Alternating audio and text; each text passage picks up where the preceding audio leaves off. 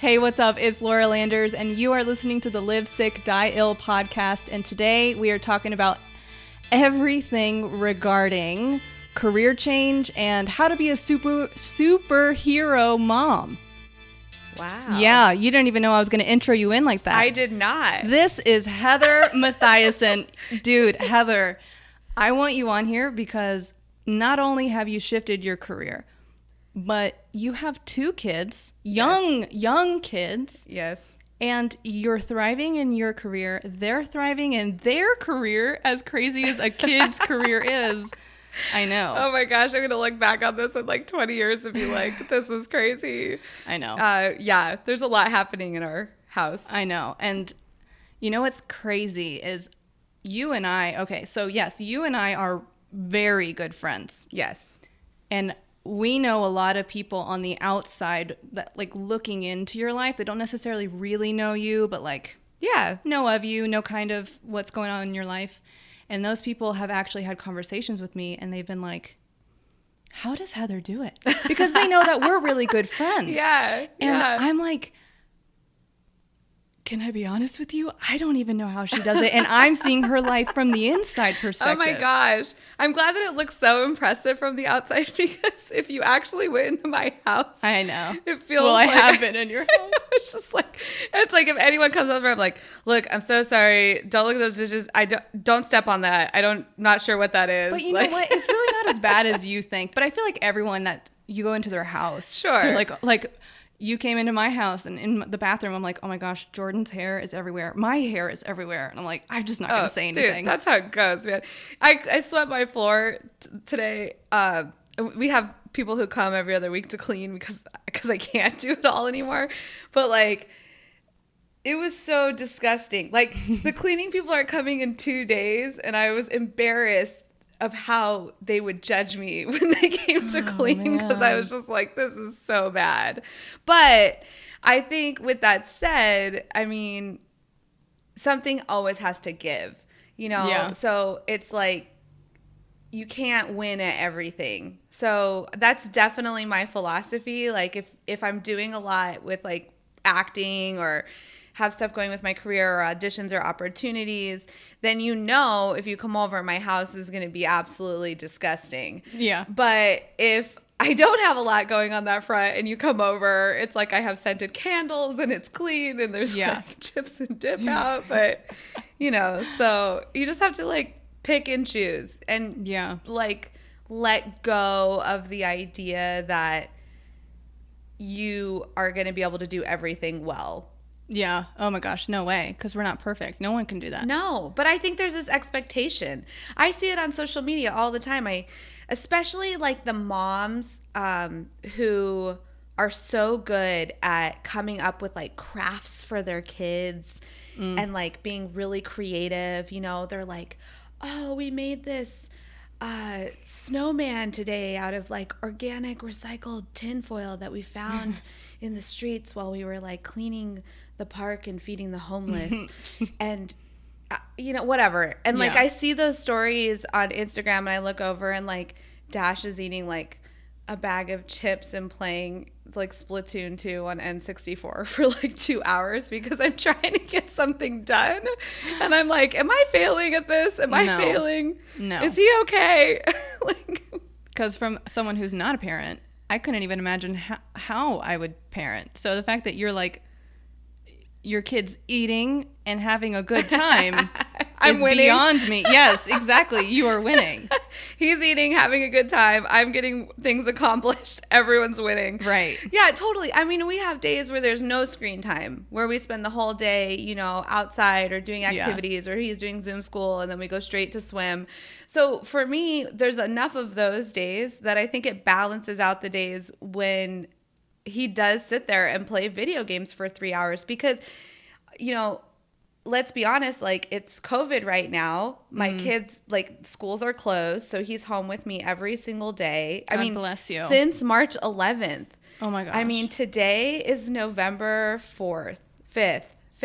Today is November 5th. And I've had both of my kids every single day since March 11th. Like, I'm losing my mind. Well, we did go to Lake Arrowhead for like one night. So there was 24-hour period. Come on, that's crazy. Yeah. So I think I have also, and the hardest part has been as a parent, giving myself permission to be like, well, if we want to get something pulled over the line today, you're probably not going to win Mom of the Year. So give them the chips and put them in front of the video game for a few hours. Right. And then I just try to keep balance of that in my head and know, okay, then this weekend we're definitely going to go hiking and not do this. So, you know. I feel like a reason why you're good at the balance is because you're someone, I'm trying to be more like this, but you're someone who can't sit still. No. Like, I could sit on the couch all day long until my lower back started hurting. And then I'd, like, maybe think about getting up and working out. Yeah. Where you are, like, I mean, ever since I've known you, you're just going. But not in, like, an exhaustive way. Because I noticed, like, fruit is being bared in your life. Like, things are happening. You're excelling at things. You're not just, like, one of those people that people are like, come on, you need to chill out for a minute. It's like, wow, Heather's she's going well, so I can't really tell her to stop.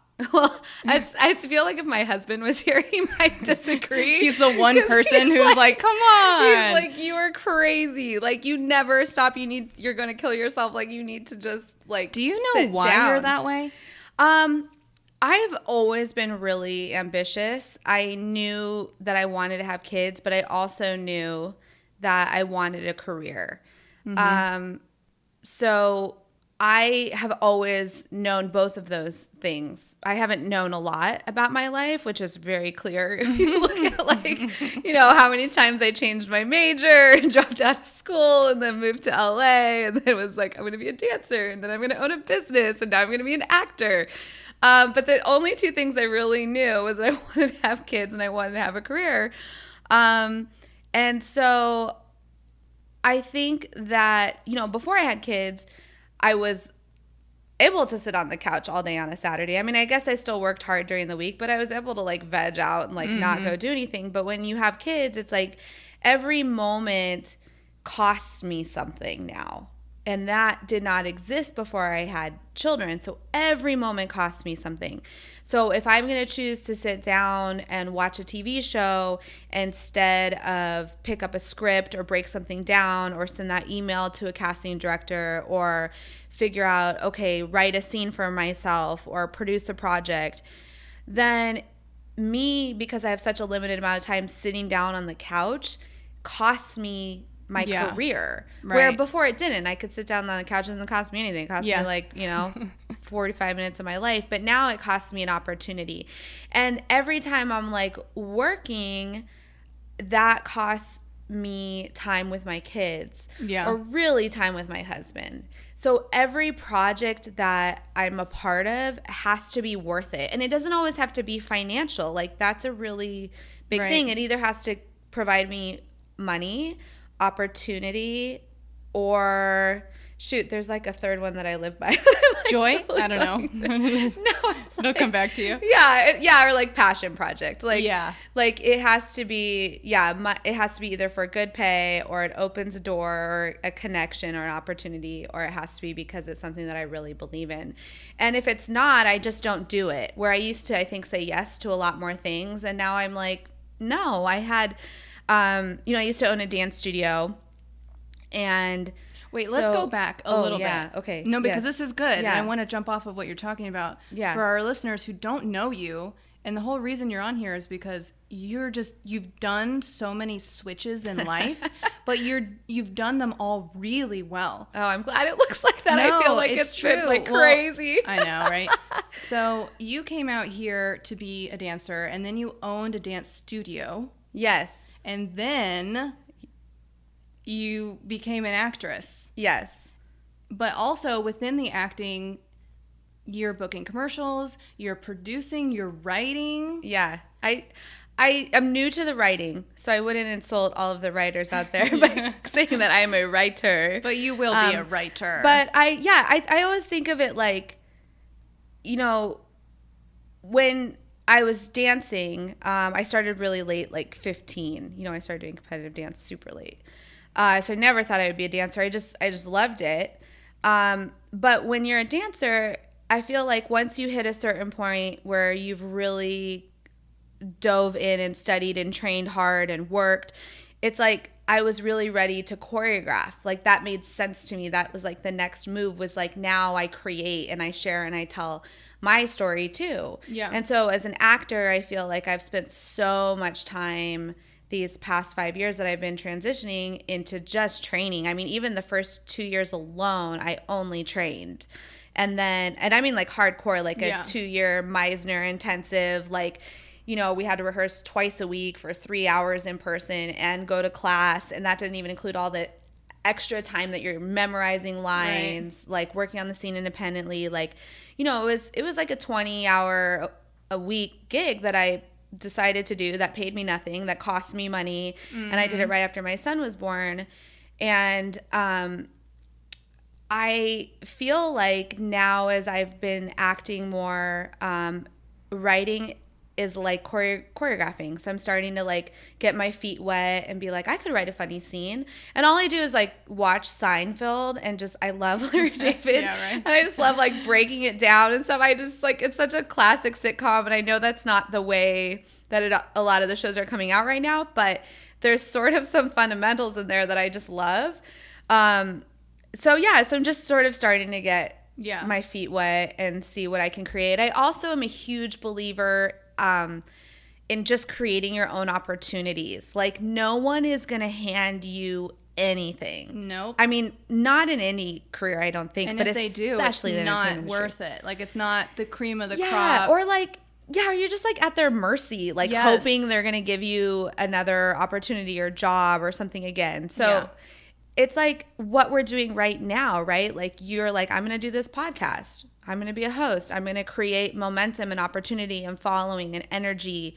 And that's exactly what I think you have to do to survive in the entertainment industry is to, you know, always be putting lines in the water because sure, it would be way easier for me to like book a show, but I am trying to gear up to make that theatrical push. I knew I didn't want to go prematurely in pushing for a theatrical agent or auditioning. I wanted to be really well trained. I wanted to be done having my kids because I didn't want to. It takes so much work, right? So I was going to build up all this momentum and then have these babies, which I wanted to, you know, spend that time when they're really little with them. I didn't want to be working and away and they're in daycare. So, let me touch on something really quick. What you said go for it. I'm a huge fan of.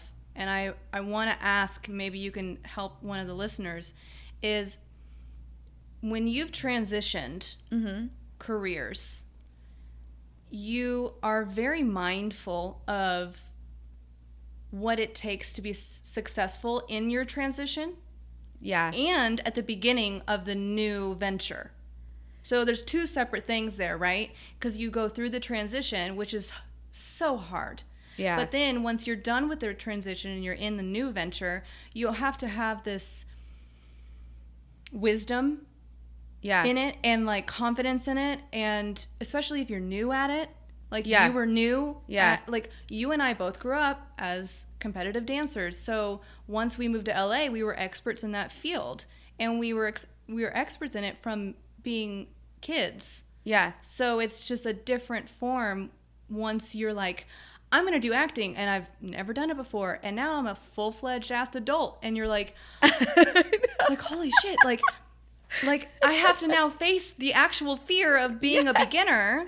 Yes. And so since you've done so many transitions and you're transitioning now into writing, and like that is different than just acting, it does help, obviously, being an actor and all of that.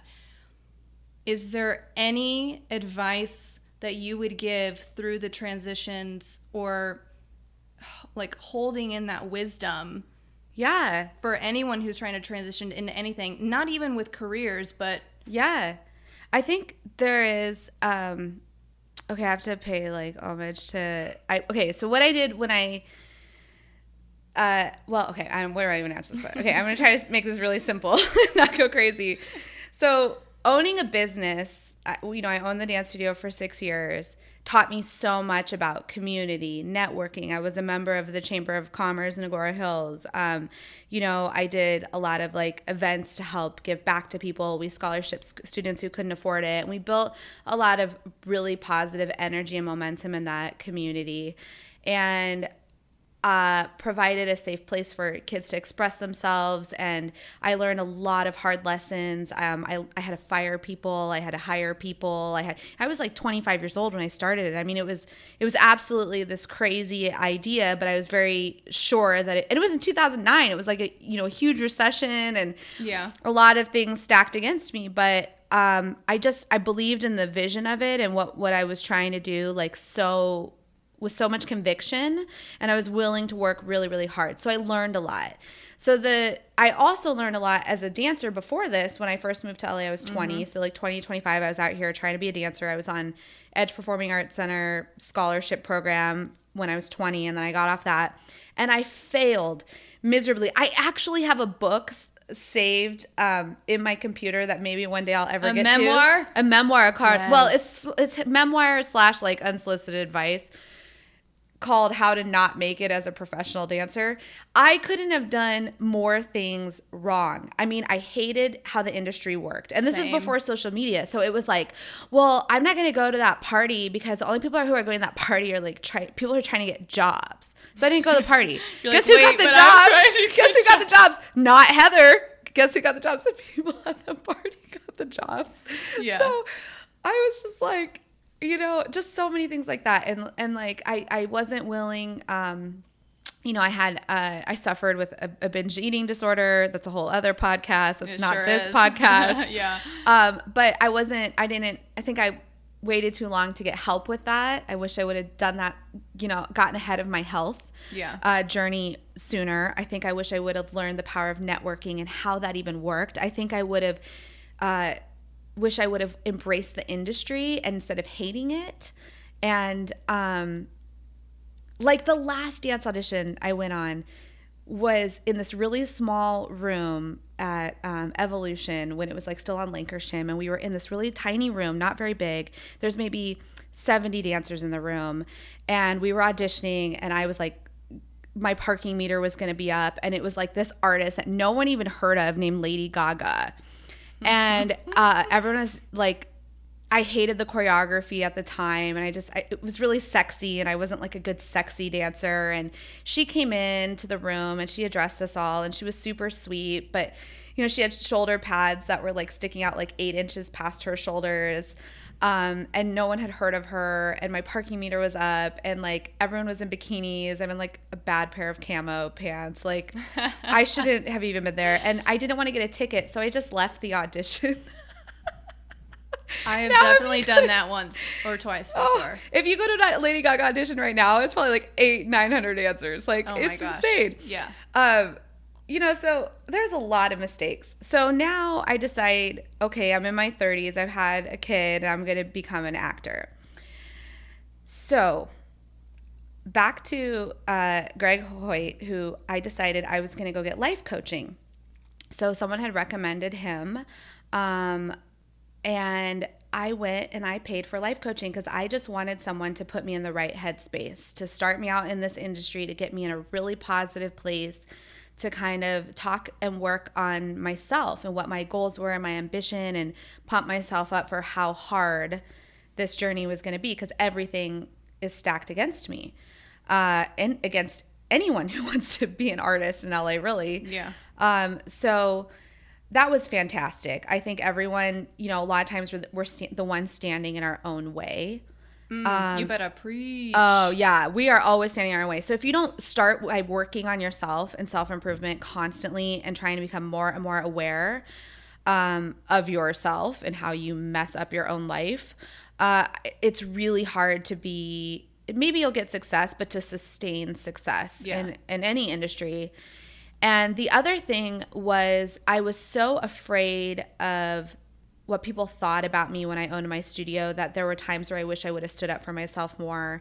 And as a dancer, I was so afraid of it like not working out, because it was too much of my identity. It wasn't something that I did. Dance was who I was. Right. So as an actor, I was like, wow, this is something I want to do. It's not who I am. And Greg was like, listen, there's no rules in this industry. And so you can either get really angry about that, which is what I did as a dancer. Yeah. Or you can get really excited about that. And I was like, yeah. Right. Because he's like, because you're starting late and you're like sitting here telling me this thing of how like, oh, you know, it's going to take you 10 years and blah, blah, blah, blah, blah. And he's like, why? Why would it have to take you 10 years? Why? And so like if you go to my website, which is whynotheather.com. That's right. Whynotheather.com. WHY. That's how I got the name for my website. Was like, why not Heather? Why not now? Why not me? You know? Yeah. And great branding, by the way. Oh, well, thank you. And then you probably like go there and like check it out. And you're like, I know why not. No, your website is really cute. Thank you. Yeah. No, it's all good. But it was true. Like, why is it not my turn? And I think that's where I had a really big shift in my confidence and my ability to stand up for myself. And a lot of that came with the failure I think I had as a professional dancer and the success and failures that I had as a business owner. And then I had a child. And the thing about having kids is that they take away so much fear in your life. Because the only thing you care about is like them being okay. Yeah, that's beautiful. And I wasn't afraid. I never go to an audition and I'm afraid. I'm not afraid to do a scene that doesn't go well in an acting class. Like I have performed at Groundlings and totally flailed.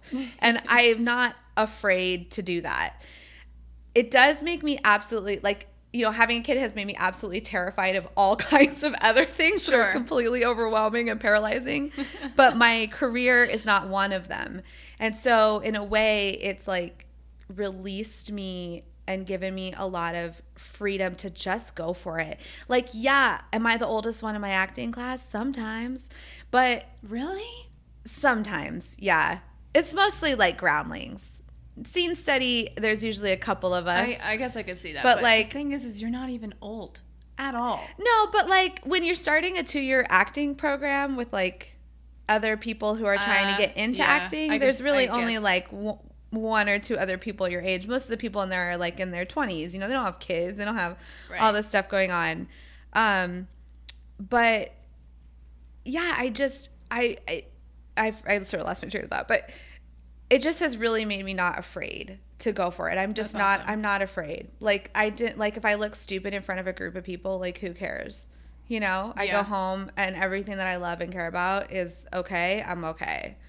So I don't think I could have felt that level of like freedom without them. If that makes sense. And the level of hustle. To me, who's not a parent, it makes sense to me to a degree. Yeah. But I don't think anyone could really understand it until they have kids. Yeah. And it just, you just don't really care about a lot of stuff. You know, there's no drama I want to be a part of.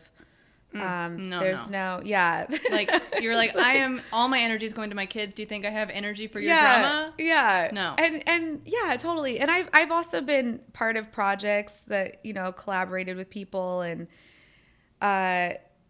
who are respectful of time, not just my time, just time, anyone's time, or they come disorganized or they're not prepared or like, you know, and it really gets under my skin and not in a way like, yeah, sure, I'll be like, hey, we got to get stuff done. I'm not going to blow up on anybody, but it kind of also makes me really hyper aware of like who I'm going to work with, who I want to collaborate with. You know, it has to be people who get things done, who pull things over the line and execute. And a lot of artists don't execute. I've seen the most amazing, mind-blowing talent where I'm like, you are so much more talented than me. How am I pushing harder and doing more? But if you don't have the hustle, I mean, I don't know. Which some people, me included, it took me a long time to find the hustle. Yeah, it took me a big breakdown to find the hustle. And some people are just, honestly, they had really good childhoods like me, and you kind of get to go after your dream is a privilege, and you don't have it. You don't need it. You have the talent behind you. Yeah. but then you find out it doesn't take you anywhere. Yeah. And like I've had to fight for everything, like I feel like I've had to like prove so many people wrong, like through my journey. And I have like this really stubborn, like bulldog. We laugh because we both have bulldogs, but if you didn't know, Heather's bulldog, Pearl, is an English bulldog. I want to say she's famous. I know she's technically not, but to everyone, like literally everyone who knows her, she's famous. She melts a lot of hearts. She melts every single heart ever. If she doesn't melt your heart what is it? At Pearl the Bulldog on Instagram. Yes. Go look at her. Oh man. Anyway, sorry. So yes, you're a bulldog. I am. I'm a bulldog. I dig my heels in. I'm stubborn as hell, and I got a lot of grit. And if I want something, I'm gonna figure it out. Yeah. So yeah, I don't know. That quality has served me well. The problem is I had a son. The second one's too young to tell, but the first one got that same quality. Yes. So, everything in life, there's, two sides to a coin, so I'm having to deal with that. So let's talk about Dash's career. Okay. I love that you call it a career. It is, though. At least a childhood career. Who knows if he'll be done with acting and move on. Because how old is he now? 5. He just turned 5 a week ago. Yeah, right. Yeah. Oh my gosh. So I almost don't even know where to start with this question because I don't get it. And it's amazing to me how you can have an acting career where you're booking commercials, national ones, everything else under the sun. And Dash is booking TV shows, commercials with you, without you. And he loves it, and you love it, and the family loves it. And I know that the audition processes aren't easy, and I get all of that. Yeah. I guess, in a way, how did you even get him to love acting? Because that is killing 2 birds with 1 stone. Oh, well, I think I have 2 kids now, so it's interesting. Yeah. Dash was such a natural. I mean, when he was 1 year old, he used to love to blow kisses, and we would go anywhere we went. I mean, we could walk to our Trader Joe's, so he'd be in the cart blowing kisses to everyone in the Trader Joe's. They all learned his name by the time he's 1. Like when he goes to Trader Joe's, everyone's like, "Sup, Dash?" Like they all know him, and they've known him for 4 years, and he would blow kisses at everybody, at every restaurant, and then he just kind of had the personality for it. He wasn't sensitive to light and sound, which some kids are really sensitive to that. He was always a pretty good listener. He takes direction really well, and he had an unusual ability to focus on something for a long period of time, which... So what you're saying is he's a genius child. No, he's a genius child. I could tell you. Say it. No, I could tell you a list on the other side of that coin that is oh my gosh, Yeah. No, not at all. He also digs his heels in. He's stubborn as hell. He will throw a freaking temper tantrum still. He's 5 years old. I'm like, when does this end? Yeah. When does this end? I mean, no, he's definitely just like every other kid, 100%. But you meet those kids that just are like, hey, what's up? They just want to talk to you. They have a lot of personality. I meet kids like that all the time, some of them are his friends, or we meet kids at the playground that are like that. Yeah. Can I pet your dog? What's your dog's name? It's those are the kids that thrive in that environment. Sure. And I was transitioning and just started to do it. And I thought, well, if I'm doing it, I'm just going to bring him along. I'll just take some headshots with him too. Or I'll just, on LA Casting, when I signed up, I would search real mom, real son. And I always thought, well, and you used to come over and help me out. You'd come babysit him when I had auditions. Yeah. And so I always thought, okay, well, it's cheaper if he auditions with me. Yeah, right. You don't have to pay for childcare. Mm-hmm. Yeah, figure out how I'm going to get to things. So some of it was just honest to God strategic, and he kind of had the little personality for it. Yeah. And he was a really good baby. The other thing is that he was sleep trained. So that like really big on sleep training your kids. And like that could be like a whole other podcast. Oh yeah, and that's how you get everything done, especially with a baby. If you don't sleep train, I don't know how you do it. I really don't, because my kid sleeps 12 hours a night every night. Beautiful. Both of them. Love that. Whatever, but because he was sleep trained, he was always on a schedule. So I knew when he would be tired. I knew exactly when he'd be hungry. I knew, so it was easy to work that around auditions. So we booked one commercial for a water bottle when he was a baby. And oh yeah, I remember that one. Yeah, we did that one. That was cute. Thank you. It was a long time ago. It's like split second. You blink. Were you in that? I don't know. Let's watch it one more time. Yeah. That's how commercials are, though. It's 3 seconds of you. But yeah, then like I was still training and trying to figure out the whole agency thing. And, by the way, if you're trying to find an agent for the first time, let me give you the best piece of advice ever. You're better to have no agent than a bad agent. Ooh. Because if you have someone who isn't fighting for you, believing in you, like working with you, then they are holding you hostage with a contract. Yeah, that's and horrible. Limiting your opportunities. So when I had Dash, I turned down 5 agent offers. Literally, which, 5. How heartbreaking is that for you to do every time? It was very hard. Because it's not easy to get an agent. No, it was very hard, but I didn't feel like they were legit. I really did my homework and my research. Not that they weren't legit agents, but that they weren't going to be able to create opportunity for him. And I was also trying to get signed. I only turned down 2 before we signed, but Dash, I think I turned down 5, or the 5th one we went with or something. It was more. And I'm so glad that I did. It cost us probably an extra like 7 months to get signed. And I ultimately ended up doing a showcase where they had some really big, real powerhouse agents that were going to be able to change our lives. And I did well at the showcase. And as I was meeting with them, I would like pitch Dash. I would just have his little like headshots, and I'd be like, here. I love that about you. You're such a hustler. Oh, dude, I will pitch anything. I feel like in another podcast, you're gonna have to teach us how effortlessly you network, because if there's like a network queen in my head, it's you, because you're so good at like bringing something up that needs to be on the table, but doing it in a perfectly choreographed way, but without it being sleazy or pushy. Oh, you're a saleswoman. Yeah, well, it's, what it is, like, it's actually not that complicated. Give first, ask second. That's it. That to me is like the rule of networking. It's so simple. People really try to overcomplicate it. Or bring value. If you're going to ask for something, you need to bring value first. And I felt like by the time I got to the agent meetings, I knew I was right for commercials. I knew I had a good look. I knew I had a talented child. And I knew I brought value. And so when I'm sitting there at those meetings, instead of me coming off as like a car salesman trying to hustle, I'm like, hey, and I'll throw in this kid too. We all want it. Yeah, like, take me, I'll throw in the kid. All right. And in like 5 years, I'm going to have a second one. Yeah, so I might even have another baby for you. Sign me.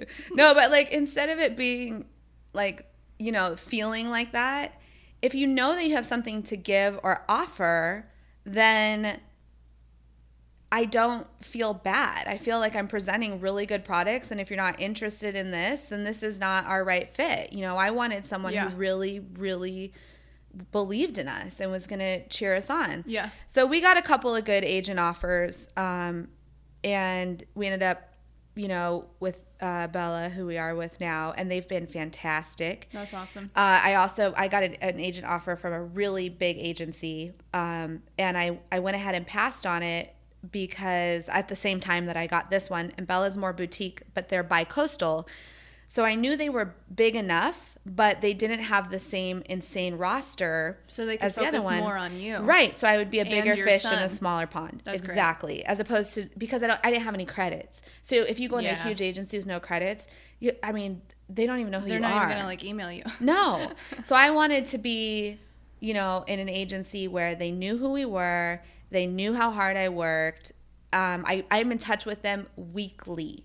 That's great. Like, as a dancer, I don't think I ever emailed my agent once. Like, weekly, I'm like, thankfully the whole year it's been usually because of auditions, but I'll be like, oh, okay, I'm producing this project.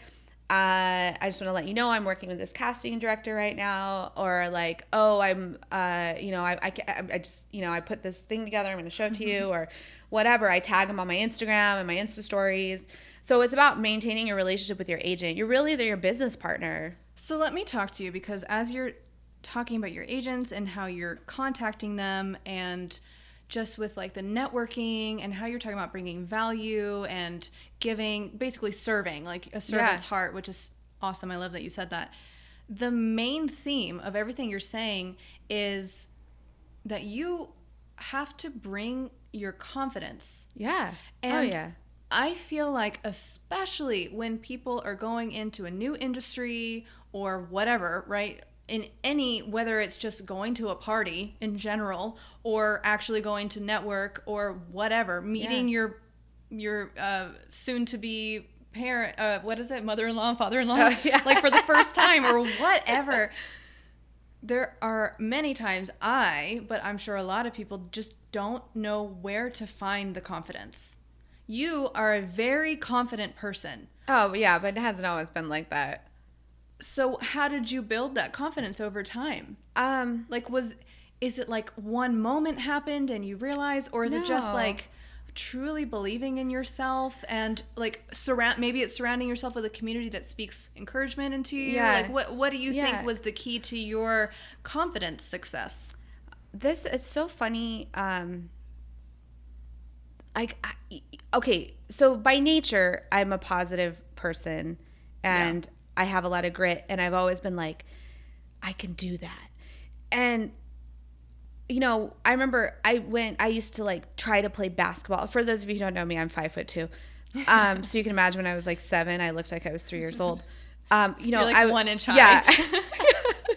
Like so small. So I would like play basketball like on the streets of Gilbert, Arizona, at like my neighbors' houses. And then I got this idea in 7th grade that like, I'm just going to try out for the basketball team and I'll definitely get it. I had never even like... Amazing. I mean, what do they call? I have like a basketball class, and I'm such a dancer. I never even like taken 5, 6, 7, 8 a basketball class. I never had one basketball class, and I tried to decide I was going to try out for the basketball team. Well, I got cut the first day. So there's a way that hasn't always served me. It's been like a humbling experience of like, oh, maybe you should like train. But I'm fiercely competitive. But with that said, like, I mean, I have learned a lot of very challenging, humbling lessons. When I got off my dance program out here in LA, was probably the lowest confidence level of my life. Yeah. I had a lot of personal things that I was struggling with, and like I said, and then you layer like an eating disorder on it, and like I had gotten a full ride academic scholarship that I forfeited to ultimately become a dancer. So then when you were like all of a sudden you're 22, 23, and you're starting to watch your friends who were like your peers in school go out, get, graduate from college, get master's degrees, get these great jobs, buy new cars, get a house, and I'm over here. How are they buying all these new cars with all the student loan debt? I know. I don't know. They got real jobs. They didn't want to be artists and move to LA. Yeah, but I watched a lot of that happen. It was incredibly discouraging for me. I felt like I was a failure. I couldn't believe like what I had done. I should be like doing what they were doing. I should be, owning a house. But they also lived in different areas of the country where that was like, a lot easier. But I went through an extremely low point in my life. And I had to pull myself out, and I feel like I was also very lonely. And I had decided, because dance wasn't working out, my back wasn't working out, okay, I'm going to do this business. I'm going to try this business idea. And I went back and I took accounting. Well, if there's one thing I was really good at, it was school. And I was really at home there. So, of course, like I got, an A in accounting. But so I was like, oh yeah, I'm good at this. This is what I do. And it kind of got me dialed back into that, getting in touch with sort of my more academic left brain side. Yeah. And because I'm comfortable in that space, and as an artist, I was still struggling. I was able to really excel at that. I was able to excel at figuring out, how do we get a lease signed? How do we get, okay, what's like the next move? How are we going to raise the funds for this? Like, how are we going to budget this money? My dad was a CPA, so I'd already been trained, burned in my brain, how to do budgets, how to handle money. I was a personal assistant for a CPA the whole time I was a professional dancer. He helped me a lot. I learned a lot about taxes, a lot about, so much stuff. And as I worked on that part of myself, I grew more and more confident. And that ultimately has transcended into the confidence too that I now have as an artist, and realizing that it's also not about perfection, and that the most talented people they're not always the ones eating the fruit at the end of the day. Sometimes the most talented people struggle in other areas. So I knew that I should strive to be the most talented that I can personally be, but I'm not in competition with other people. I just need to work really hard on me and kind of let the rest of that go. So, and then really, I'm telling you, man, having kids, you just don't give a crap. Like, it's just like, whatever. Like, I should what have are we had doing kids today? like 20 years ago. No, it makes a lot of other things harder about this journey for sure, and more expensive. But but I think it's given me that sort of freedom. So it's been a really long journey. It's not something that happens overnight. No, like I was just like came out of the womb and I'm like, I'm here, I can do it all. I feel like I think you had a leg up from everyone else in a way. Just a little bit. I think it's just kind of built into who you are, the fabric of who you are. You're just like you said, you're confident and you go after what you want. Yeah. But obviously things cut your confidence down. You got to rebuild it, which is so much harder. Yeah. But don't you feel like once you fail a few times, it's less scary? Oh, a big hell yeah to that. Yeah. Yeah. Yeah. Yeah. And you know what's the worst, though? And I don't know if you experienced this, but I was very talented as a kid. Yeah. I was at the top of my dance classes, top of everything. Yeah. So I never failed. Ever. Yeah. I was the best, which is crazy. Yeah. Like, I don't have any shame saying it now, because now I am not the best, and I had to fail in my adult life. Yeah. For the first time. Yeah. Which is hard. I mean, so hard. And I was failing when social media was a thing. I can't imagine what the kids are dealing with now. Oh yeah. Yeah, they have it way harder. Like, friends are filming them and they're like, I'm a kid. Like, yeah, I'm just fail. trying to figure it out. And they don't even know that it's cool to fail. Like, yeah. Yeah, that's what we're trying to teach them. Yeah, but. and I mean, I tell Dash that all the time. I tell him, like, look, man, like, I don't care if you ever get anything ever. Like, none of this matters. None of it matters. None of it. Like, our family matters. Your happiness matters. Like, we can quit tomorrow. Like, anytime you're done, I'm done. And it's okay to, like, just mess up. It's okay to be, like, super messy and suck at something. I tell, he gets insecure when he has to try something new. Like, we all do. Mm-hmm. And I'm like, dude, like, you're supposed to be really bad at this. Like, you're supposed to be bad. I'm like, Dash, what if, like, mom tried to play baseball? I would be really bad at baseball. I don't know. It's okay. And so I just want to try to create a lot of space for my kids to take that sort of pressure off. Do your best for sure, but, like, man, who cares? Because there's so much freedom in the failure. So much freedom. It just took so long for me to learn that. Yeah, well, we still are learning it. Right. Like, yeah, I had that experience last week in scene study. I know, it's like, why does the fear never go away? Like, why does it always come back? Well, I think we all know the reason for that, but man, it's just the reason. Okay, let me transition a little bit. The reason I call you in my mind super mom, I don't call other moms this. Really? No. Oh, wow, this no is way. Like a lot of pressure. No. I don't think I'm a super mom at all. The reason I call you super mom is because you parent your kids in a way that I wish, not that I wasn't parented well, I was parented great, but I wish every kid could be parented that way. Like you were just saying with like the not failing thing for Dash and his auditions, but I mean, when I'm over at your house, I see the way you talk to your kids. You talk to them like adults. You treat them like adults. You're not like letting them walk all over you. You're disciplining them, but you're also like, hey man, chill out. It's whatever. Like, you're not trying to kill them with rules all the time. Obviously, there's rules. Yeah.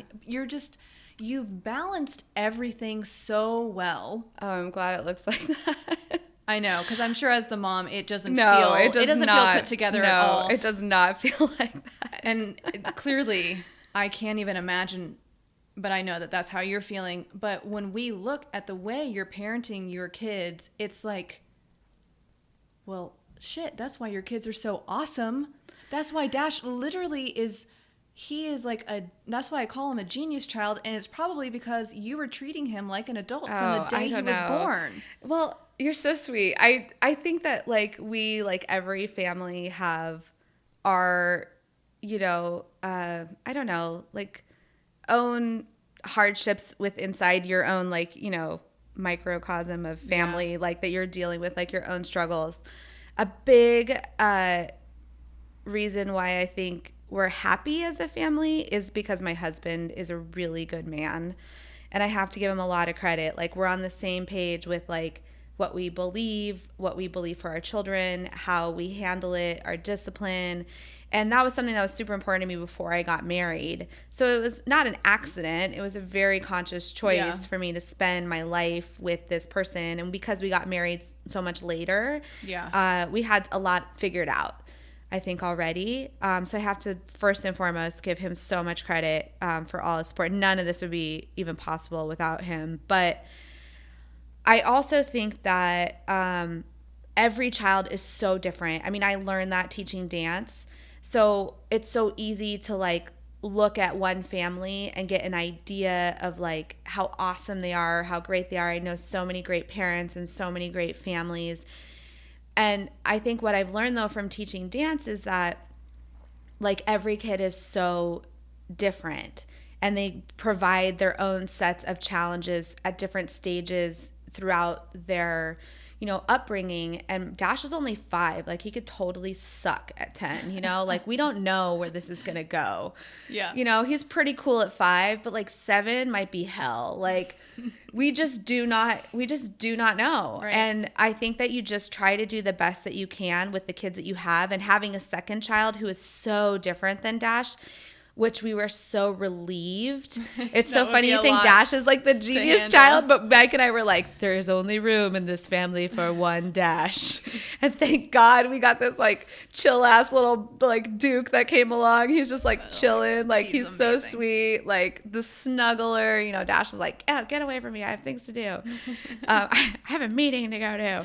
And Duke just he just wants to snuggle and be there. And they're so different, and every family is so different. Every kid's so different. But I do think, my dad, I told me a lot when I was a kid. The only thing that he ever wanted for me was to be happy. And he also was a big believer, I think, in pointing out that the quality of your life is right now and today. So we're always hustling to especially I think with our kids. I also learned this watching a lot of parenting techniques at the studio, because you can see the ones that turn out, the kids that turn out really solid, there's similarities in the parenting, and the ones that end up a little more unhinged, maybe there's similarities in those, that parenting and those family dynamics. So I had a unique insight before I had my kid, but I do think that his quality of life is today and right now. So I'm not going to worry about, how is he get him getting into an Ivy League school, and all that stuff. That's his own journey to be had. But there's some fundamentals that I think are key to happiness. And so I try to focus on instilling those in him as opposed to looking for some sort of result. He has his own life to live, his own choices to decide and to make. It's not my journey to be had. I just have to kind of say hey, well, here's the shit I learned. That's all I got. Yeah. Good luck. Right. Call me if you need a free meal. Go fail. Yeah. Go fail hard. Yeah. Call me if you need a paleo recipe. I'll be sitting at home. It's just yeah. So I think I've always known that the children were not mine to, quote, control in a way. Not that I don't discipline them, obviously, but they're not mine to control.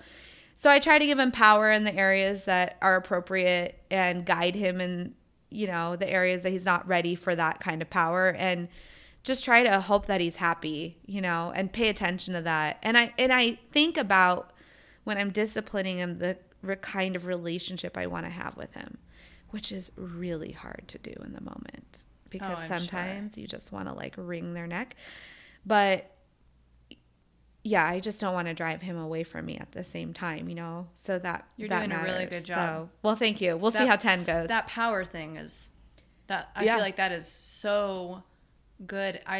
Me not being a parent literally would have never thought to be like, okay, I should give my kid power in the areas he can. I learned that from a parenting webinar, guys. You didn't just figure that out. I'm not going to be on any kind of parenting podcast, you guys. There's a lot of resources. There's a lot of books, sleep training books. You're a resource right now to other people who are following that either are parents or aren't and want to be parents. Well, I think it's attention and power. That's what drives a lot of children's behavior, right? Enough attention and enough power. So if you're trying to balance that a little bit out, you know, then it goes a long way. So if you had, this is the last question I'm going to ask you. Okay. If you had one piece of advice to both people who are not parents who want to be parents or parents who are currently feeling like they're flailing, like they just can't do the career, like they just don't feel successful. Yeah. Because I know, like, for me, I still feel like, as not a parent, that there's no way I could have a career and have a kid right now. Like, I would kill myself. You know, like, that's what people say. Yeah. What piece of advice would you give, you know, either team, because you were someone who was so career driven before kids and is career driven while you have kids, and you did it so well owning a studio before kids and thriving, and now you're doing such a good job with your acting career. Oh my gosh, you're so sweet. I need to just keep you on my little shoulder every day. That's what best friends are for, right? So what would you say to the people who are like either struggling or are afraid that they're going to struggle with kids in their life? I think if you feel like you're flailing and you're a parent, that's totally normal. I feel like that all the time. You know, I don't want to ever, no matter what it looks like from the outside, give people the impression that I don't have days where I feel like quitting. I do. Or days where I don't absolutely break down in tears. I definitely do. Or days where I, you know, don't feel like I'm failing either as a parent or as an actor or as an artist, or I haven't reached my potential. And that's like super normal. And so you can kind of lose yourself in that feeling. I think that I have at times in my life.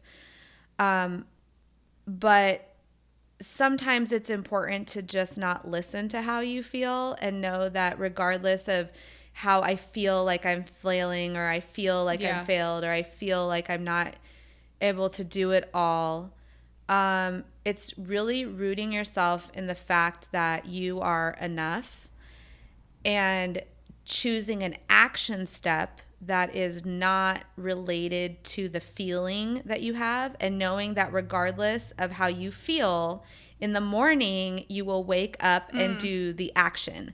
And so sometimes for me, that might be like, wow, I really, really feel like I have totally failed as an actor today. So my action step in the morning will be to wake up and email my agent or email a commitment to the group of people that I've been meaning to start a project with, so that I'm forced to start having the conversation, or do some sort of action step that is going to move the ship, you know, further away from the dock. And sometimes I might be like, wow, I'm super failing as a mom. Like, my kids are misbehaving because they don't have my attention and my time. And so today I'm not going to get on my computer until they go to sleep, and we're going to go to the park and get gelato, you know, like, so I think it's about allowing yourself to fully have that emotional experience and let it land on you. And then regardless of it, coming up with an action step that's going to propel you forward. So that would I would say, and I would say that even if you don't have kids. I'm taking that right now. I'm like, what action step should I set for myself tomorrow morning? Because you're going to feel all the feels all the time. All the time. The good ones, the bad ones. So that can't dictate the journey. You know, Yeah. you have to segregate that a little bit. And then I think, you know, if you're thinking about having kids, man, I think one of the things was that I was realistic and bold. I guess would be like the two, you know, you don't want to be so realistic about it that you table everything that you wanted to do with your life because you feel like it's too risky or not possible. So I feel like that's maybe where the bold part comes in. But it was realistic where I was at, based on where we lived, based on the income that was coming into our household. Although even then it was a little scary, I'm not going to lie, at that moment when we had Dash. But it was possible for me to do the Meisner program. So I wanted to just like, let's just start there and, you know, start learning about the industry and stuff. So my husband kind of gave me like 2 years, you know, to kind of be like, let's figure this out, what path you're on, and let's do it. So I worked part-time, you know, teaching dance still and stuff. And then I started getting into the acting and learning as fast as I could, as much as I could, hired a branding coach, you know, and we didn't go on a lot of family vacations. I mean, that was just the reality of it. We didn't take a lot of trips. We didn't travel a lot. We downgraded our apartment. We lived in like a, you know, older, smaller apartment and nothing swanky. You know, we drove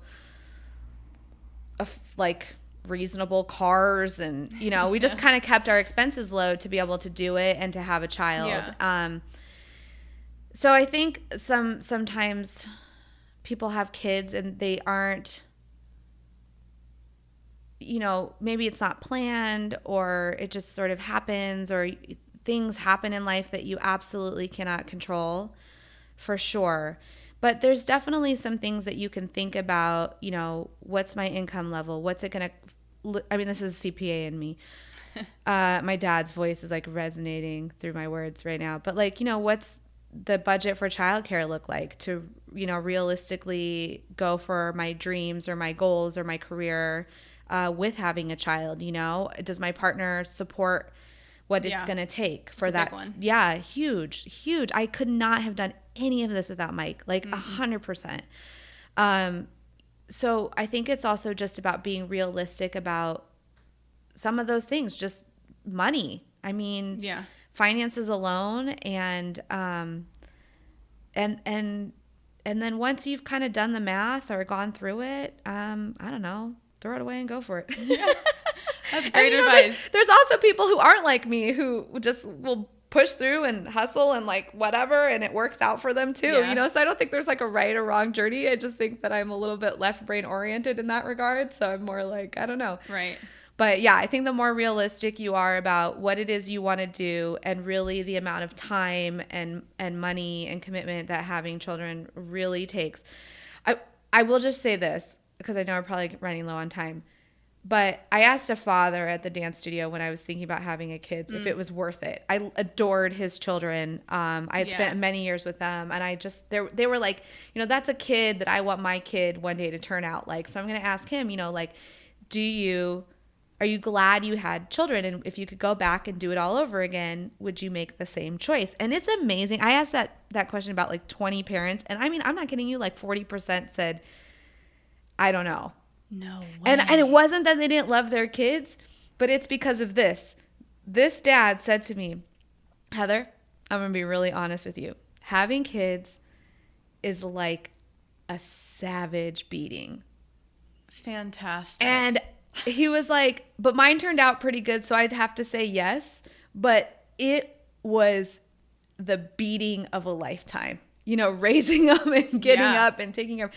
And that always resonated with me more than any other like advice that everyone said, because I thought it was so, one, visceral, and two, honest. Yeah.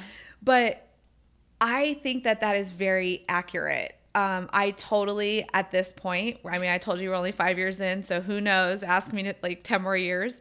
I'm so glad I had children. His words are so truthful. It is a savage beating. They wake you up at night. They need to eat constantly. They never, like, I swear to God, if my kid puts his foot on my nose one more time while I'm trying to watch TV, I am going to like, I don't even know. Yeah, I'm just like, I don't Slap even 'em. know what I'm going to do.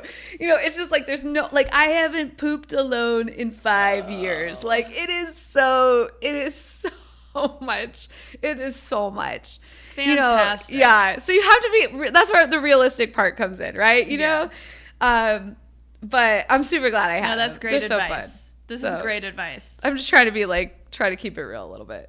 Well, I think everyone can appreciate the realness because that's what really matters in life. That's Yeah, why that's yeah. the savage beating. It That's is a real. savage beating. Yeah. Well, absolutely. For everyone who's listening, if you got value out of anything that Heather said, please follow her on Instagram at Why Not Heather, right? Yeah. Why period not period Heather. Yes. Can you spell that for us? Yeah. WHY period as in the symbol Heather. HEATHER. Is that right? No, dang it, I messed it up. Oh my god, I think they know how to spell it. Why not? You got that. Period not NOT dot Heather HEA. Just in case they're listening on the podcast. Yeah, absolutely. Yeah. Yeah, please go follow her on Instagram. She is incredible. She has amazing posts. They're always about life in some way, shape, or form. That is just, I'm like blown away with every caption you do. Oh, thank you. I haven't. Which I is know. fine. You're getting back being on a it. mom. Well, you know, I'm really just waiting for the iPhone 12 Pro Max. So November Isn't it? 13th. Oh, okay. It's Yeah. coming out very soon. Yeah, Okay. pre-sales in a few hours. Oh. Friday morning, 5 a.m. Oh, gosh. You're going to stay up I all night have a long. broken phone. Can you tell? I know about your broken phone. And hey, if you like this podcast, please follow us at Live Sick Die Ill Podcast on Instagram. I bet you already know how to spell that because of the screen you're looking at. But also, please feel free to follow me at itslauralanders.com. Again, it's all going to be in the description below. But thank you so much for joining us. This was Heather Mathiesen. I'm Laura Landers. We'll see you later. Peace. Thank you.